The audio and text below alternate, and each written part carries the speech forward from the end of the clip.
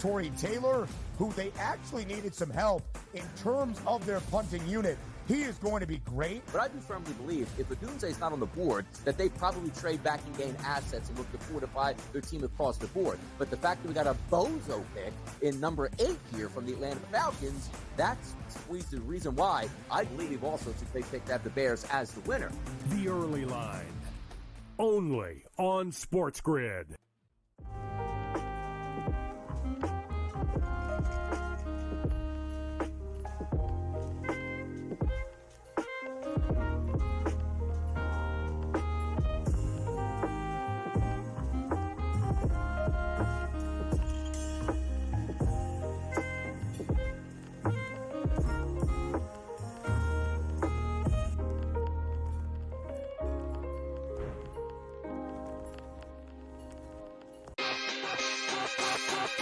The Cam Rising stuff last year with Utah, 3 months of pretending he was questionable with a torn ACL, ridiculous. It's a lot of gray right now when it comes to this stuff, and we really are. When people say we're in like the second or third inning of sports betting, that's why I agree, because there's so many of those situations that are very, very difficult to explain to a novice. Game time decisions, only on SportsGrid. Game Time had 35 in the first half, Cam. And then, of course, he did not have another point the rest of the game. Lillard's, it's playoff game time. This guy will show up. He will hit shots. Indiana, you better respond here, because I'll tell you, that's a bad, bad, bad loss. We were wrong, Carver. Like, hey, I admit, I was on the Pelicans. This game, I lost. Pharrell Coast to Coast, only on SportsGrid.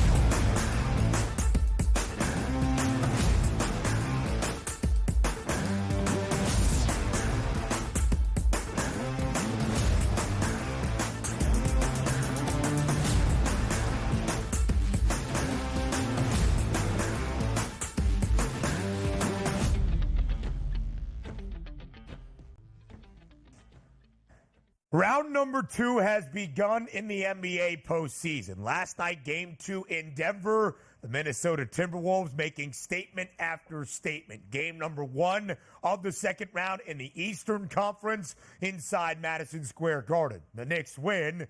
Don't look at the final 60 seconds and just stare at the final score. So, DRS, as we welcome everybody here to hour number 2 of this Tuesday on the early line on the SportsGrid network, we take a big picture approach. We showed where the market has moved in terms of the NBA title odds. Well, how about some individuals here? We'll hear from our coach, JY, get the scouting report later on in this second hour. A little PGA Tour talk this week as well, coming your way up next. But we start by looking at a new market available, the NBA Finals MVP odds, where Jason Tatum is the short favorite at plus 160. His Boston Celtics enter round number 2 tonight at home in Beantown against the Cleveland Cavaliers. The C's booked as an 11.5-point favorite, and his Celtics, an even money, plus 100 favorite to win the NBA title, which is why Jason Tatum is plus 160 to win the NBA Finals MVP.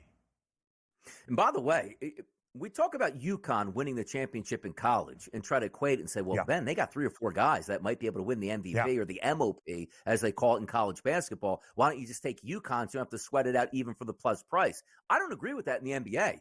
You take a look at the Celtics winning a championship. Oh, it's going to be Jason Tatum that's going to be the MVP. You want to talk about Minnesota making a run to the finals and winning it? Oh, definitely. It's going to be Anthony Edwards that wins that MVP at a plus 340 price. Shai Gilgeous-Alexander, it's not going to be Chet Holmgren. It's definitely going to be SGA. And if the Knicks somehow make a charge, it's going to be Brunson. I love this market much more, Ben, than actually picking just the winner of who is going to be. Because to me, it's paint by numbers. The Celtics aren't winning an NBA championship because Tatum is scoring 13 points a game in the NBA Finals. Same thing with the rest of these superstar players. I love this market, and I think you're getting a better advantage here price-wise than just picking the team. And I understand there are anomalies here where Jaylen Brown could go absolutely ballistic and overtake Jason Tatum. But typically, it's one of those awards that, yes, it's supposed to be based on the NBA Finals, but we know how this works. Best player on the best team, that wins it. As long as it's somewhat close, it goes to the superstar player. Absolutely so. And I think what Donnie just said right there is very sound. these are narrative awards. You can quantify the odds led by X superstar for insert X team, and that's why there's a 60-cent disparity in Tatum's price for the Celtics to win a championship at plus 100 and his own number to win finals MVP at plus 160. There's less than $1 gap between the Timberwolves winning the NBA championship and Anthony Edwards winning the NBA finals MVP award. When it came to the MOP for the Final Four for UConn, there were so many players that you could make an argument for, and Tristan Newton ended up winning it. Maybe not their best player and the big man in Donovan Clingan, despite being in that national title matchup against Zach Edey. A different sample size for Connecticut than for Boston, despite the fact we have made the comparisons that the Celtics' price is so short, deservedly so, probably going to win or at least play in the NBA Finals, and yet it's not worth the bet at that current price, at this current juncture. It's a little bit different, though, when you look at the NBA Finals MVP market. And I will say, DRS, maybe it's because of Boston, and we presume them to get there as a minus 330 favorite to win the Eastern Conference. But you do see a couple of other Celtics in this top 10. Jaylen Brown, 12-1. Kristaps Porzingis, his injury timeline, a little bit up in the air, but still 25-1. 37-1, the number on Derek White. 4 of the top 10 hail from the Celtics. And we did have a conversation on this network with our guy, Kevin Walsh, about is the MOP Final Four based or the entirety of the NCAA tournament? Please note, this is the finals MVP. Only that best-of-7 series, not the Derek White game where he made 8 threes against Miami in round number 1.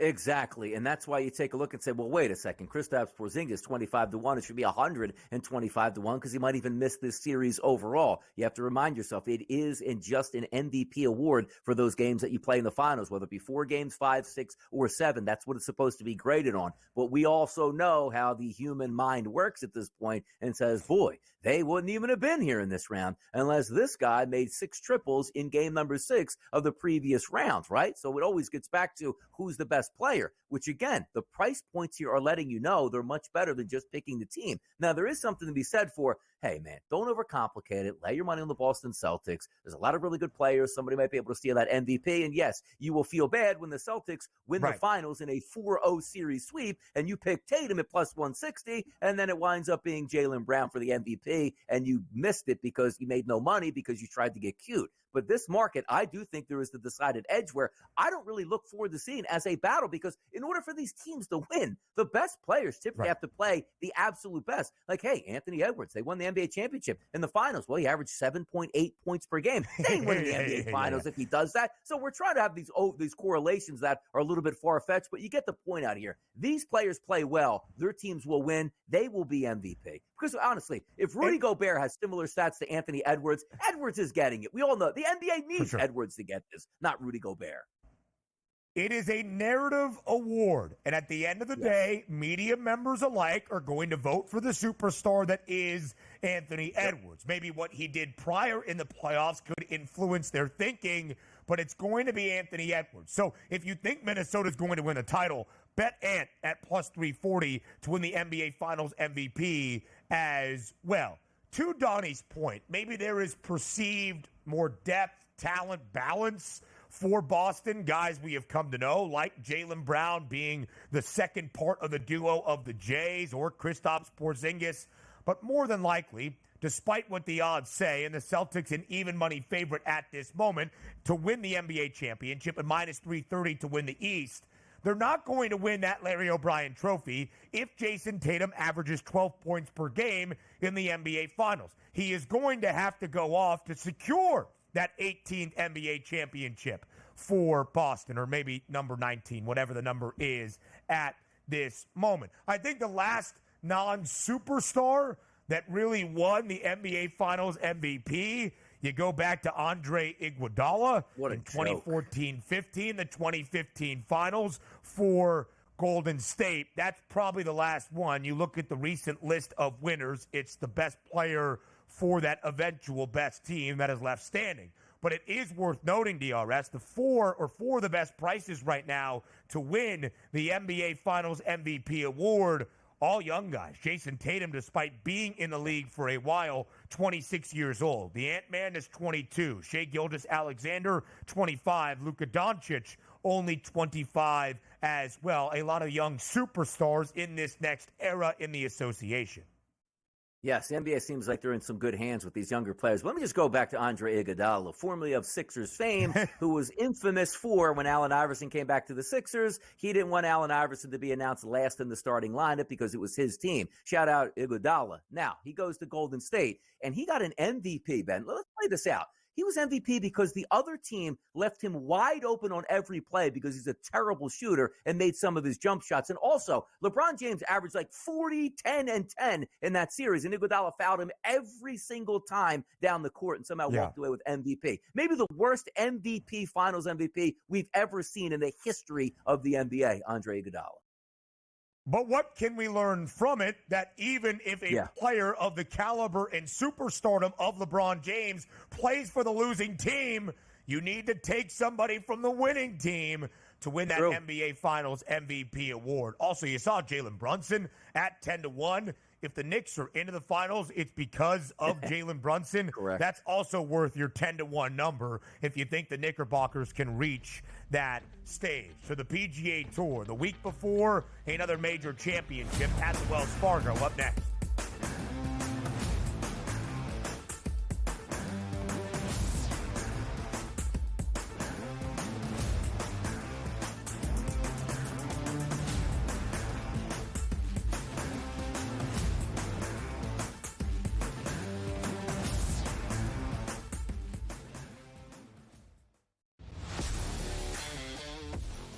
How fragile are these guys? It's amazing. They're supposed to be the greatest athletes in the world, and yet they can't walk and chew gum at the same time without getting hurt, for goodness sakes. That Trout injury really is a bummer, too, because people thought he was going to have a big year. And I look, I don't feel bad for the Angels. I don't like Mike Trout in Anaheim. I thought he should have left when his contract was up. In-game live, prime time, only on SportsGrid. The only one that can punch him in the nose, in my opinion, is the Knicks or those Western teams. What did you think when you saw those odds? In their path, and it's all about the path, right? Number one seed, you should have an easy path, but quite honestly, looking at who they'd have to go through here eventually is kind of laughable. So I get it. Betting above the rim, only on SportsGrid. Anyone that's been to a sporting event, the atmosphere before a game, I think Game Time Decisions has that same exact atmosphere. This is our arena. This is what we do. There is going to be an energy to Game Time Decisions that you will feel night in and night out. The excitement you get when you lock your bets in, when you're figuring out what you want to do, we can zone in on the biggest games each night. I want this to be the place that people come to before the games start so they feel as ready as possible to lock in their cards. We are going to hit every single one of those markets that you need to know about. We're going to go through every single thing, and I've got a great team behind me that's going to help me get the job done. There is not going to be a better place, I promise you, than Game Time Decisions to get that new information, react to it, and be able to then bet accordingly. We will have everything at our disposal, and we will use that to our advantage. I'm Kevin Walsh. Tune into Game Time Decisions from 6 to 8 p.m. Eastern on SportsGrid.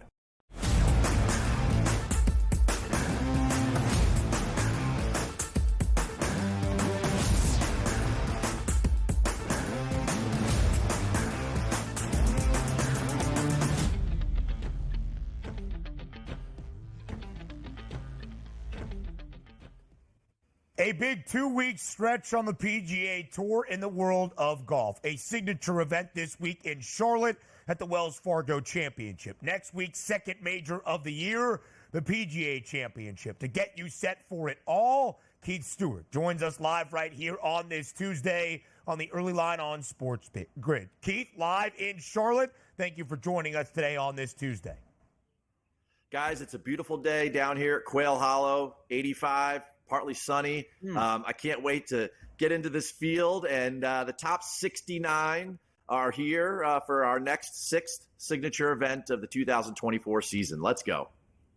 The top 69, but not a full 70 because of the birth of the first child for Scotty and Meredith Scheffler, as we have been hearing about for quite some time. It happens this week at Quail Hollow. He will miss this signature event at the Wells Fargo Championship, what that means for the rest of the field in just a moment. But last week, Keith, you were here on the early line before the CJ Cup. Byron Nelson down in Dallas, and Taylor Pendrith at 100-1 wins his first PGA Tour victory. How did Pendrith get it done last week at the CJ Cup, Byron Nelson? You know, Taylor Pendrith was one of those Canadians that I had been targeting all fall. Through the fall and the winter months, he had 5 top 15 finishes. He'd been playing great golf. And I knew that as a Canadian, he'd want to get on that Mike Weir President's Cup team. Then all of a sudden, a shoulder injury kicks in, and he misses a couple cuts early this spring. But he goes to Corrales, finishes T11. He goes to Zurich, finishes 11 with his countryman, Corey Connors. I feel like he's in a good place. A bomber, a birdie maker at 100-1. He made it on my card late. C2C on with Pharrell Coast to Coast on Wednesday. Carver and I talked about him, and we threw him out there. And I said, you know what? I believe these Canadians really want to get on this President's Cup team. This guy is going to come back, and he's going to show some form. And sure enough, Ben Coles gave us a bogey gift on the last hole. And I mean, guys, you just never touch the money until it's over. And, of course, Taylor Pendrith gets the job done, 100-1. Third week in a row at Read the Line, the Nelly Scotty parlay a couple weeks ago. Last week, Hannah Green in L.A. And this week, Taylor Pendrith. We are running scorching hot right now. That's the way we like to do it here, the Wells Fargo Championship this week. And also, you don't have to know it's a signature event just by looking at it. Just look at the purse. $9.5 million last week, $20 million this week. Now, Keith, tell us a little bit about Quail Hollow. Plays about 7,500 yards. What can we expect this week from that golf course? Well, we've seen Quail Hollow a couple times in some major championships. Recently, there was a President's Cup. But every year they host the Wells Fargo Championship down here in Charlotte, and this place is a masterpiece. It is a championship venue to the nth degree. I mean, I think if we think 1 to 10, Augusta National being a 10, this is a 9. It's a big boys golf course. The 3 things you got to key on this week when you're building out your betting card, the first one has to be driver distance. The average driver distance here is 301 yards. The tour average is 284. It's a bomber's paradise. The second thing is you got to putt. The last 10 winners here, they've gained over 6 strokes versus the field on these really elaborate green complexes. And the third thing is that over 50% of your approach shots are going to come from 175 yards or greater. You got to be a good long iron player. Those are my 3 keys as I build out my betting card. So as we said, the hottest golfer on planet Earth, Scotty Scheffler, not in the field this week at the Wells Fargo because of the birth of his first child. So how does that affect your betting approach, Keith, as you look at the odds for the Wells Fargo Championship? Well, we don't have to do any funny games this week, Ben. I mean, without Scotty in the field at, probably plus 250 coming off another win the last time we saw him, we could actually play this one straight up. And we have Rory as the favorite right there around plus 800 at 8-1. And he comes off the win with Shane Lowry at the Zurich, so he's feeling good. And we're heading into a major championship. This golf course, Quail Hollow Club, is a perfect setup for Valhalla next week. So these guys in the signature event are really going to be setting up their games to bomb away, to putt, make a bunch of birdies, and show that they are capable of getting ready for a major championship. Now, no Scotty is one thing, but as of yesterday, we also lost the kid. Ludwig Aubert had to withdraw because of some knee soreness. Now, he was the second favorite in the field, and with good reason. I mean, he's a great long iron player, great driver of the golf ball. So with him removed, now the top of this board with Xander, Wyndham, Patrick, this thing gets way more wide open, Ben, and it's more like last week where we could start to pick winners and we don't have to worry about Scotty at all.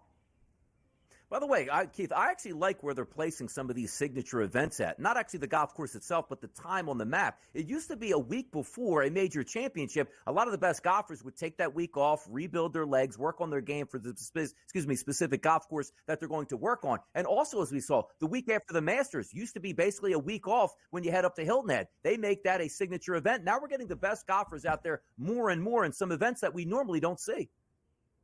Well, you know what, Donnie? This is a good point, though. I much more enjoy the signature leading into the major than I do after. Yeah. You know, the vibe, and part of it was Hilton Head, you know, but the vibe down there was very low country, very much, oh, man, big deep breath after a very difficult Masters with the wind and Scotty and everything else. This right now, there's a lot of anticipation. There's 69 guys on the property that are like fully locked in for the next 2 weeks, and you watch them and you see their preparation and you really get a good idea of how we're going to pick a bunch of winners and throughout our entire diversified card for the next 2 weeks. It gets me super excited about coming on with you guys and talking about our early leans. So, Keith, let's stay hot. Give us a winner this week at the Wells Fargo Championship.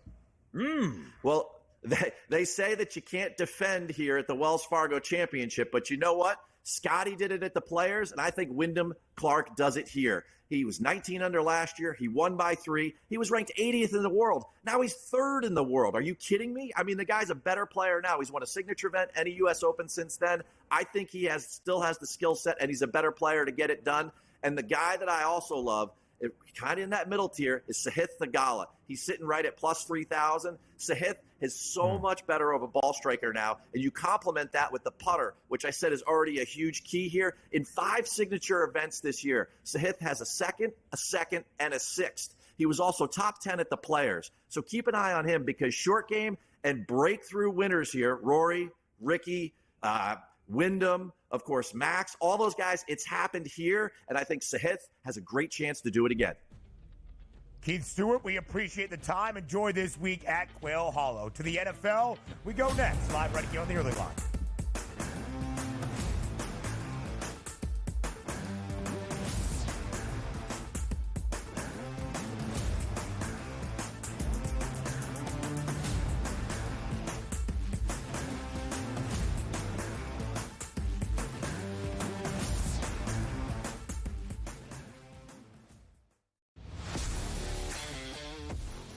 How fragile are these guys? It's amazing. They're supposed to be the greatest athletes in the world, and yet they can't walk and chew gum at the same time without getting hurt, for goodness sakes.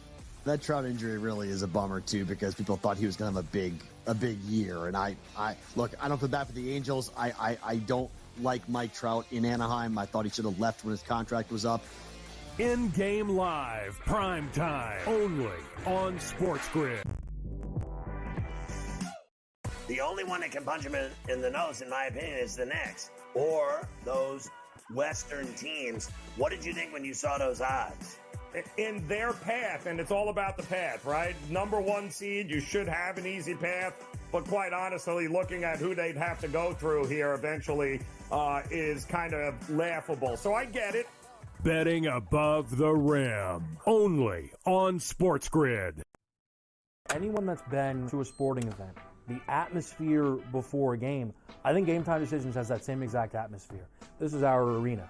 This is what we do. There is going to be an energy to Game Time Decisions that you will feel night in and night out. The excitement you get when you lock your bets in, when you're figuring out what you want to do, we can zone in on the biggest games each night. I want this to be the place that people come to before the games start so they feel as ready as possible to lock in their cards. We are going to hit every single one of those markets that you need to know about. We're going to go through every single thing, and I've got a great team behind me that's going to help me get the job done. There is not going to be a better place, I promise you, than Game Time Decisions to get that new information, react to it, and be able to then bet accordingly. We will have everything at our disposal, and we will use that to our advantage.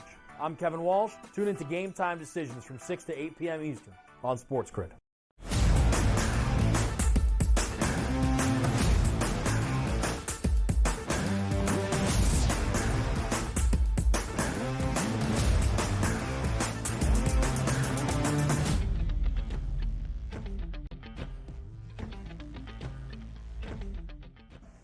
Some NFL news and notes live right here on this Tuesday on the early line. Sure, it's early May, but we always talk some football when there is a reason to. And yesterday in Cincinnati, perhaps a reason. The Bengals getting in some off-season team workouts together, and inside the practice facility, Joe Burrow back on the practice field, getting a workout in for Cincinnati. The Bengals team account tweeting, "It's happening." Ian Rappaport from NFL Network sharing out Joe Burrow is back on the field. A good sign. Of course, an injury-shortened 2023 NFL season for Joe Burrow. The wrist injury that led to surgery that ended his campaign early in 2023. Now, Donnie, he's back on the field, hoping for brighter pastures in 2024.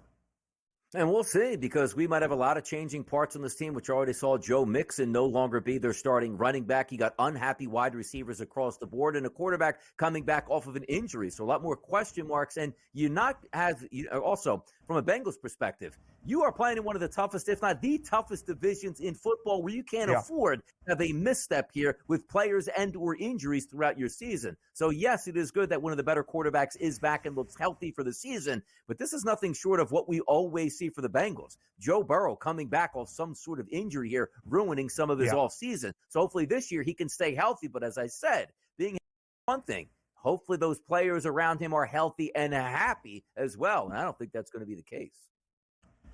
4 years for Joe Burrow in his National Football League career. His rookie year, he plays 10 games. Then he comes back. He played 16 in each 2021 and 2022, leading Cincinnati at least to the AFC Championship. Of course, Super Bowl 56 in the appearance out in L.A. during the 2021 NFL season. Last year, an uncharacteristically, or maybe it's not even uncharacteristic at this point, a slow start for Cincinnati and only 10 games for the Bengals. They have gotten off to very slow starts each of the past 2 years, only to rally to find their footing. Of course, that came up short a season ago with the wrist injury to Joe Burrow. So there's the Joe Burrow component of it all, health obviously being a factor at the quarterback position for the most significant player on a football field, for the league's richest player on a football field. Of course, that huge contract extension for Joey B before the 2023 NFL season fully got underway. But Donnie's right. This offseason in Cincinnati has not been a smooth ride. Franchise tag on T. Higgins. He demands the trade. Right before the NFL draft 2 weeks ago, Trey Hendrickson, their outstanding edge rusher, also demands a trade. This Bengals team is going to look different than what we have seen in years past. So will you be as optimistic in your evaluation of Cincy, Donnie, entering 2024? Here's how I start to get optimistic on them. Pay Jamar Chase and pay Higgins this time going around. Don't wait. Make them happy. Keep them involved. Because here's what's going to happen. Those two wide receivers are eligible for extensions right now. We're not even to training camp yet, and you've already seen multiple wide receivers ring that cash register left and right. Yep. You know what's going to hurt then when you see Jamar Chase and T. Higgins? When Justin Jefferson probably gets that deal before he shows up to training camp. So we're going to expect to play, right, with Chase and also Higgins, who are unhappy knowing they should have an extra $80 to $90 million in their bank account that they don't have. But that's what the Cincinnati Bengals do. They play it on the cheap multiple times. It's going to hurt them this year. So my vibes for the Cincinnati Bengals as it sits right here on May 7th, not high at all, because you need to have your best players being happy in order to perform, and they will do that. But force them out on the football field where they know they left money on the table here and they don't want to be in Cincinnati, watch out, because that means, oh, look at this. Week 3, my hammy's a little bit sore. I might be able to go out there and tough it out. You know what? That's 6 weeks off, baby. Pay me, and at the end of the year, I'm out of here anyway.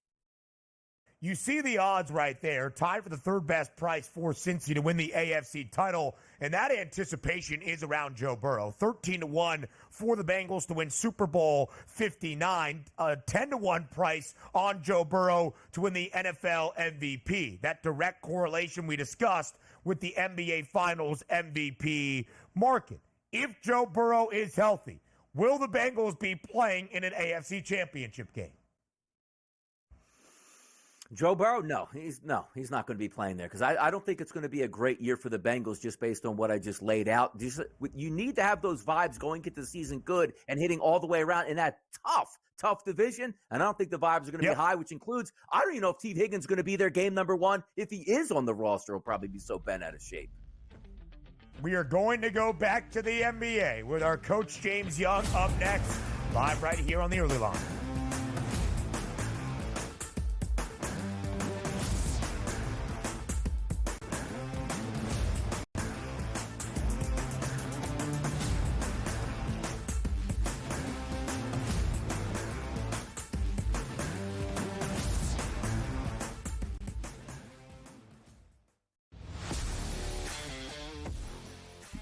fragile are these guys? It's amazing. They're supposed to be the greatest athletes in the world, and yet they can't walk and chew gum at the same time without getting hurt, for goodness sakes.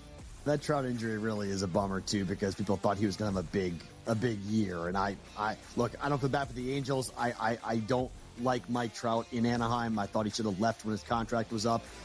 In-game live, prime time, only on SportsGrid. The only one that can punch him in the nose, in my opinion, is the Knicks. Or those Western teams. What did you think when you saw those odds? In their path, and it's all about the path, right? Number one seed, you should have an easy path.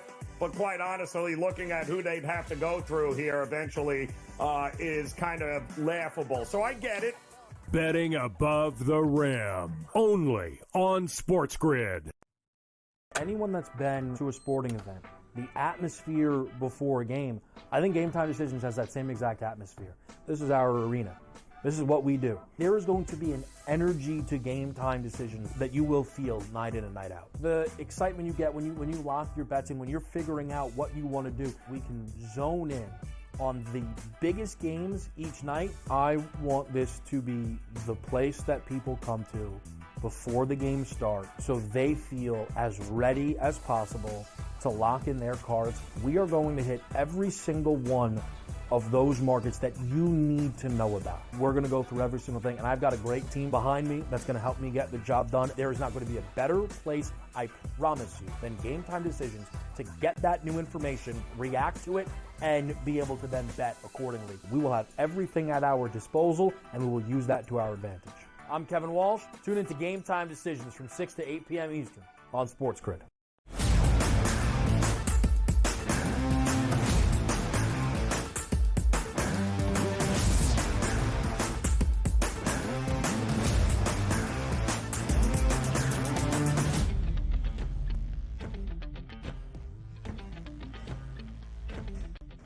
Now this is going to be fun. A recap of the doubleheader on a Monday night, round number 2 of the NBA playoffs before 2 more games to start off 2 more second-round series on this Tuesday night. Our coach, James Young, JY, up and in on this Tuesday morning. JY, thank you very much for joining us here. Your New York Knicks, a victory in game number 1, albeit a controversial final 50 seconds. We'll get your reaction to that in just a moment, but I imagine you woke up still feeling pretty happy on this Tuesday morning.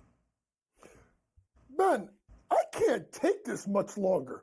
Like between, maybe not. You know, the bourbon, the heart medicine, the Pepto-Bismol, the bucket, the trash can, I can't take this. And that's just the last 3 minutes of the game. Forget the previous 45 minutes. The Knicks continue to put their fans and myself through a complete roller coaster almost every game in the playoffs.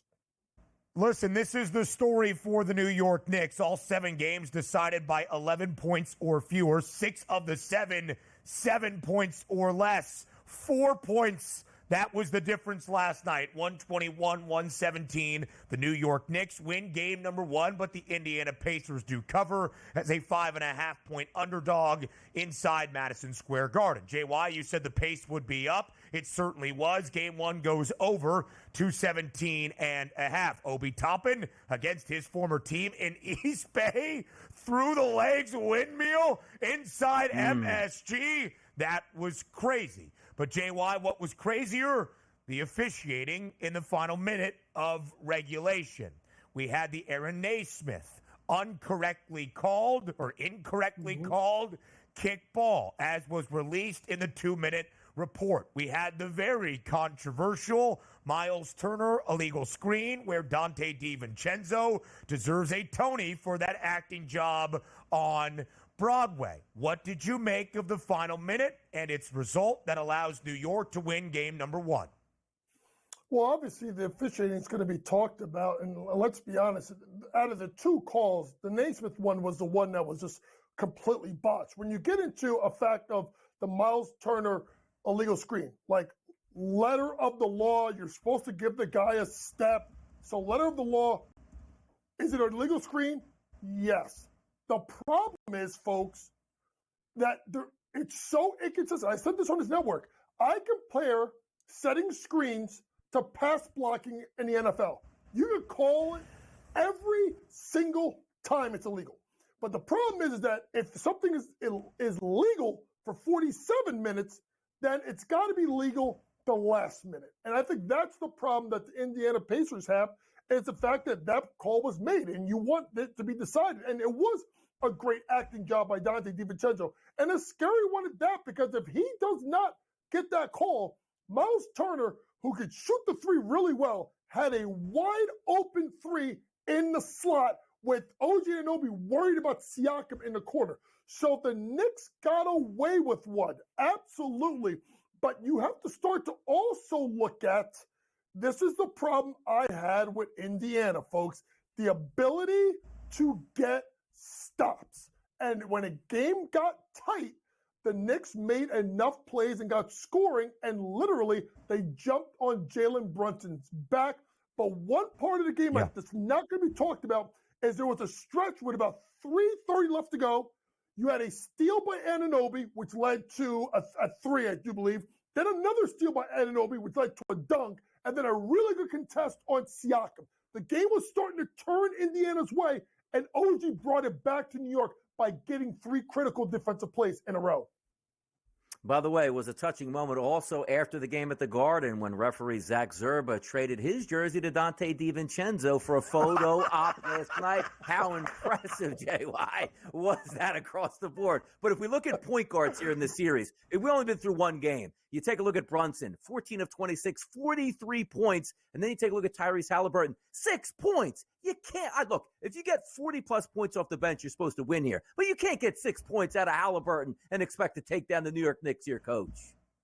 Well, I think it's a difference of philosophy, Donnie. Let's be honest. Number one, when you look at Indiana, I don't know who they have that could stop him one-on-one, right? So you have to, if you're Rick Carlisle, you have to do, now, you got to pick your poison. Are you going to let Brunson go off, or are you going to make him give the ball up? The problem with Indiana was they let both happen, right? They let him go off. They let DiVincenzo go off in the second half. I think he shot 8 of 10 from the floor. They let Josh Hart get busy. They let Hartenstein get, I think he had 13 or 15 points. They let them all get busy. On the other side, I thought what wasn't talked about to me was the defensive play of Donnie DiVincenzo on Tyrese Halliburton. Listen, folks, Halliburton does not look right. He does not look right since he's been injured since midway during the year. But this was also, folks, the way he started last series. Only 7 shots in game 1 against Milwaukee. I wonder if Halliburton was in a feeling out process. If you're Indiana, he's got to be far, far more aggressive in game number 2. Should they start TJ McConnell, who had 20-plus in the closeout game number 6 win over Milwaukee and 18 points to lead bench scores last night in that basketball game? I kid. Tyrese Halliburton should be the guy to get the start, but McConnell has been sensational for Indiana in that reserve role. To JY's point, before we got to some of the officiating calls, the Aaron Nesmith one, unreviewable. The one on Miles Turner was reviewed and upheld. Part of the issue, JY, the 43-point performance from Jalen Brunson and those great defensive plays by OG Anunoby. And another sensational game, Mr. Do-It-All, Josh Hart. It will be overshadowed by the controversial calls late in that final minute. Regardless of which way you slice it, the New York Knicks continue to play games that are going to be tight and stressful here in the postseason. Again, 6 of the 7 decided by 7 points or less. It's a 5-point spread for game number 2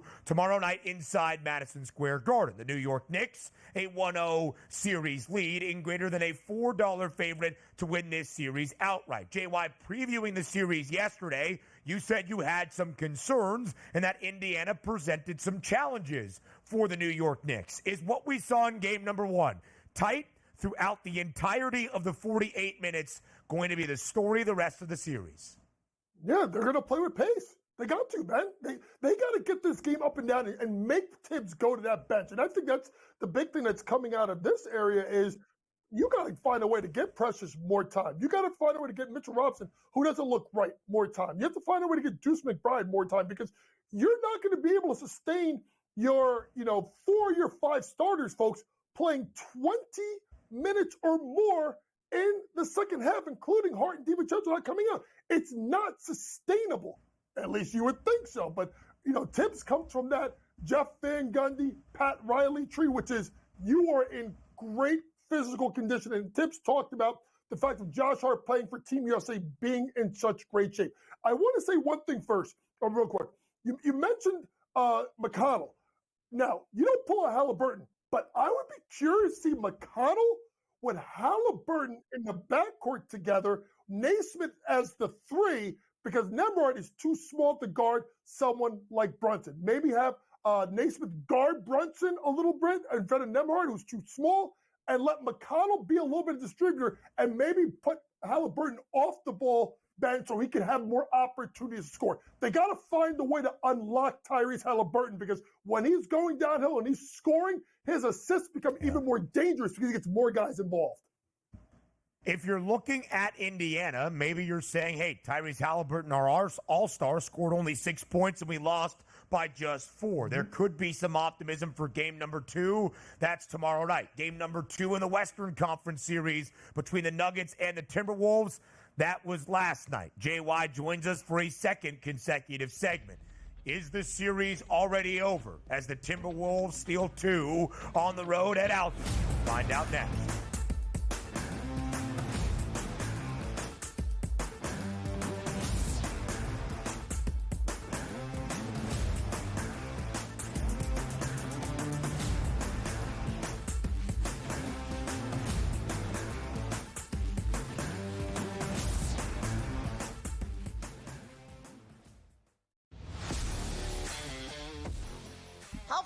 Are these guys? It's amazing. They're supposed to be the greatest athletes in the world, and yet they can't walk and chew gum at the same time without getting hurt, for goodness sakes.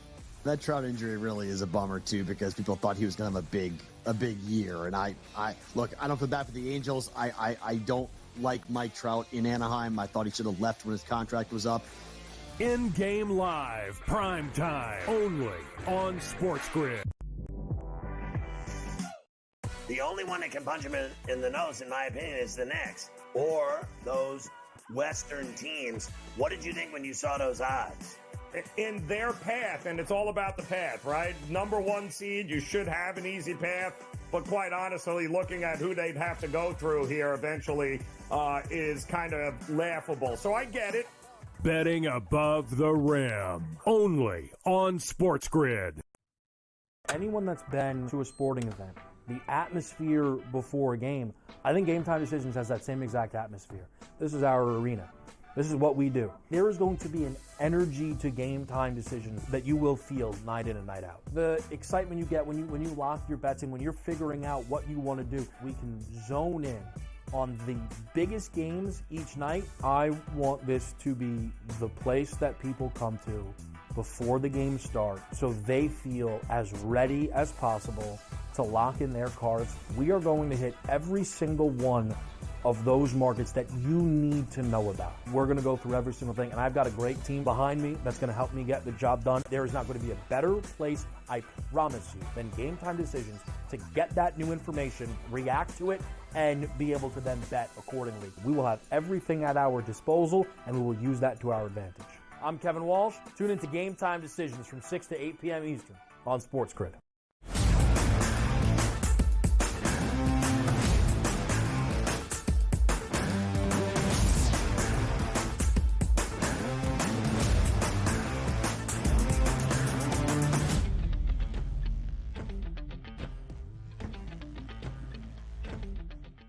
Live right here on the early line on this Tuesday, looking back on a Monday night doubleheader in the NBA playoffs. And in game number 2 at altitude, a must-win kitchen sink type game for Denver, Minnesota said, all right, here's the kitchen sink.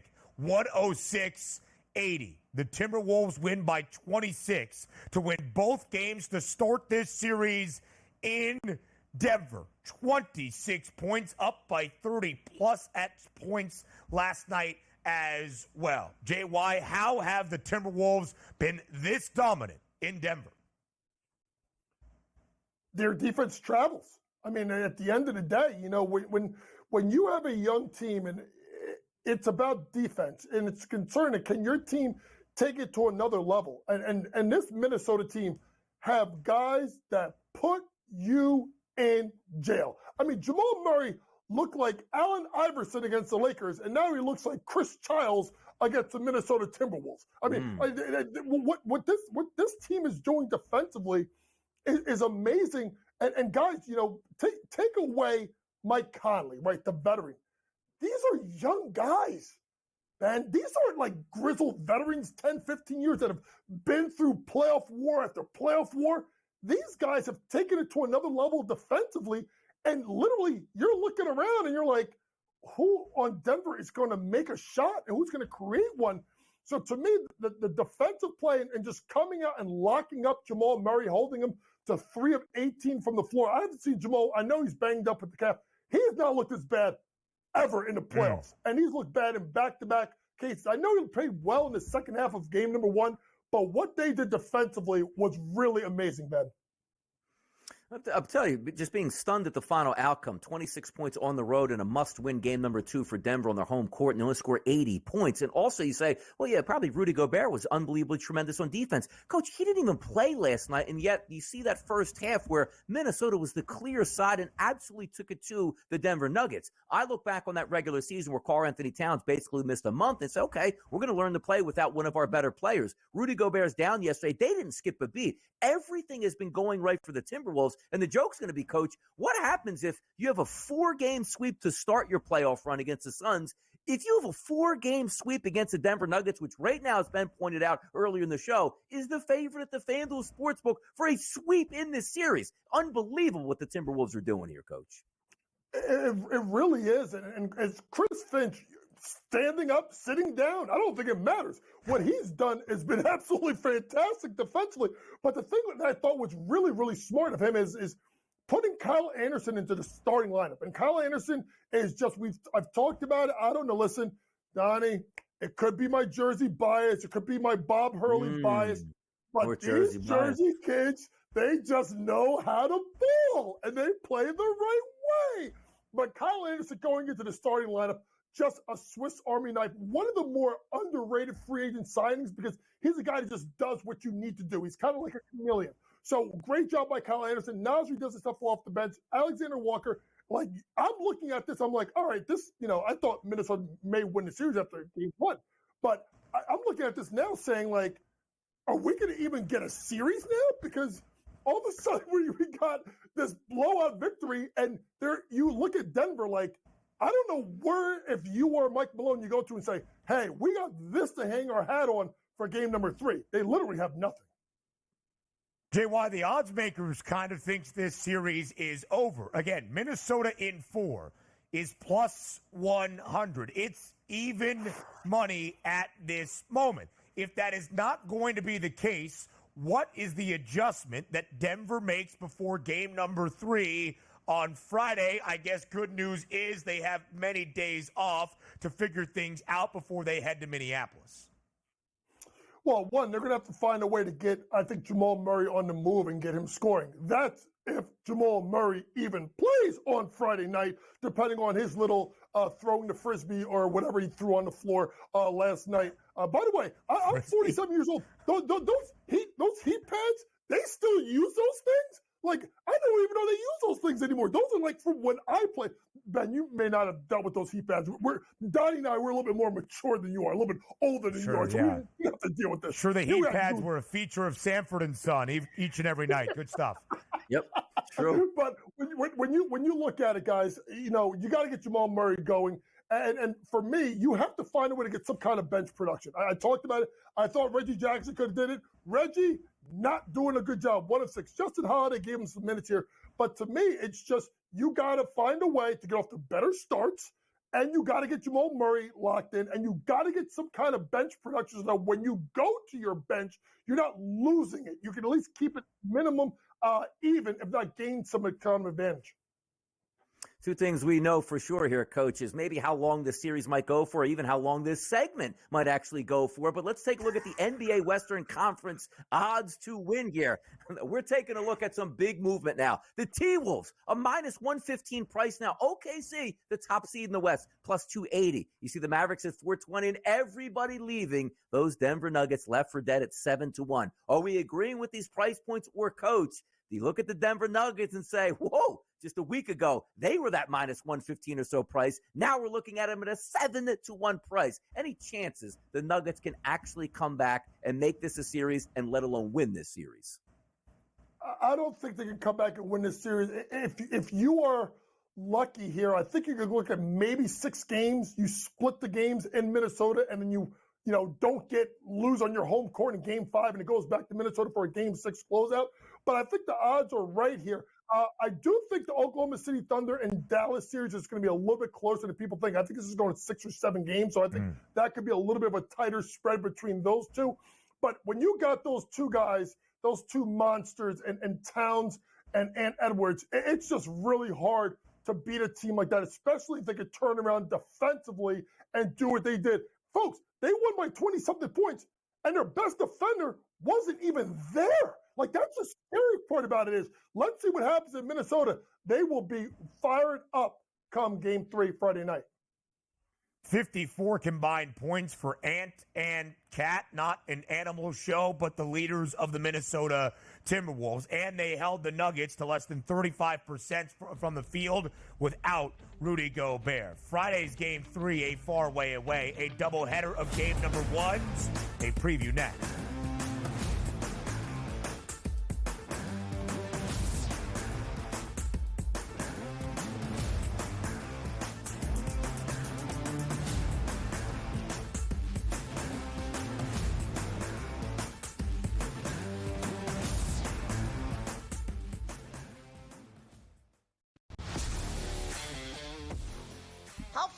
Are these guys? It's amazing. They're supposed to be the greatest athletes in the world, and yet they can't walk and chew gum at the same time without getting hurt, for goodness sakes. That Trout injury really is a bummer too, because people thought he was going to have a big year. And I look, I don't feel bad for the Angels. I don't like Mike Trout in Anaheim. I thought he should have left when his contract was up. In-game live, prime time, only on SportsGrid. The only one that can punch him in the nose, in my opinion, is the Knicks or those Western teams. What did you think when you saw those odds? In their path, and it's all about the path, right? Number 1 seed, you should have an easy path, but quite honestly, looking at who they'd have to go through here eventually is kind of laughable. So I get it. Betting above the rim, only on SportsGrid. Anyone that's been to a sporting event, the atmosphere before a game, I think Game Time Decisions has that same exact atmosphere. This is our arena. This is what we do. There is going to be an energy to Game Time Decisions that you will feel night in and night out. The excitement you get when you lock your bets in, when you're figuring out what you want to do, we can zone in on the biggest games each night. I want this to be the place that people come to before the games start so they feel as ready as possible to lock in their cards. We are going to hit every single one of those markets that you need to know about. We're going to go through every single thing, and I've got a great team behind me that's going to help me get the job done. There is not going to be a better place, I promise you, than Game Time Decisions to get that new information, react to it, and be able to then bet accordingly. We will have everything at our disposal, and we will use that to our advantage. I'm Kevin Walsh. Tune into Game Time Decisions from 6 to 8 p.m. Eastern on SportsGrid.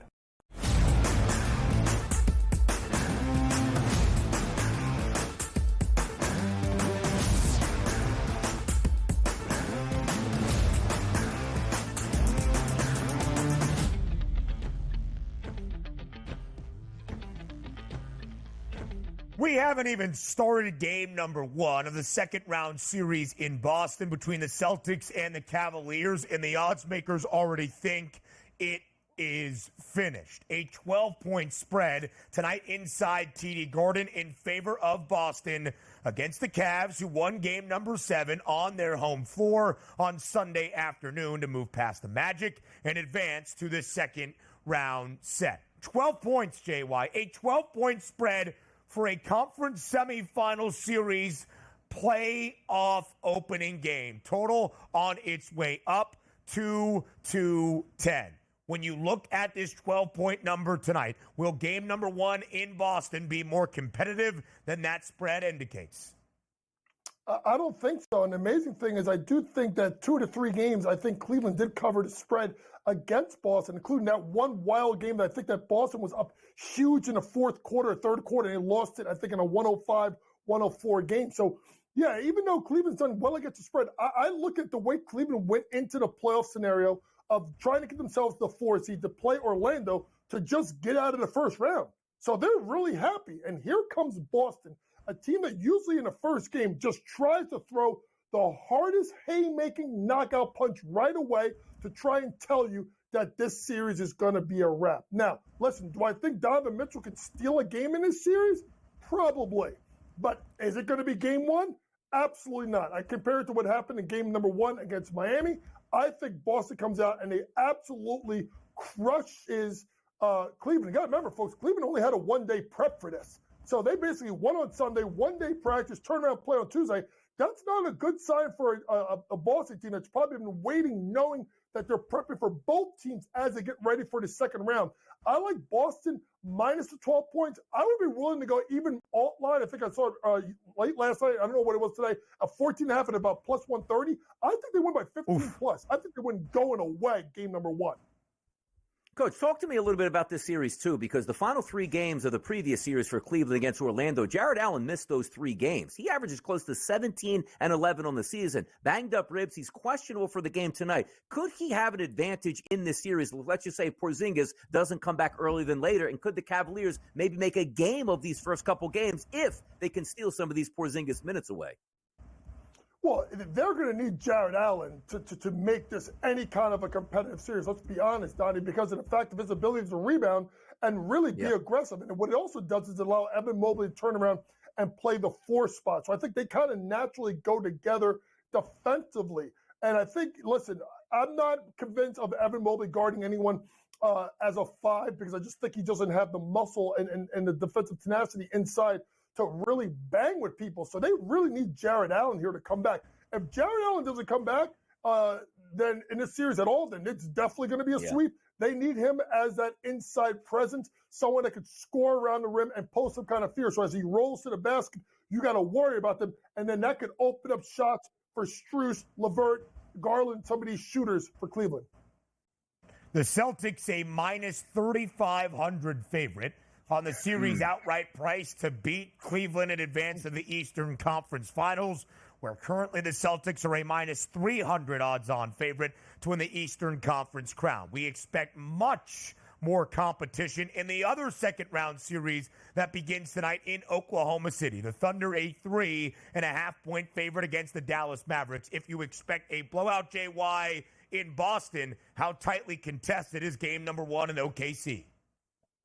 Razor sharp. And it's going to be really interesting because of the way that OKC has stepped up their defense, particularly in this first round, only giving up 95 or fewer points to the Pelicans. And it'll be interesting to see defensively how these guys line up. Who guards Luka? Who guards Kyrie? Who guards SGA on the other side?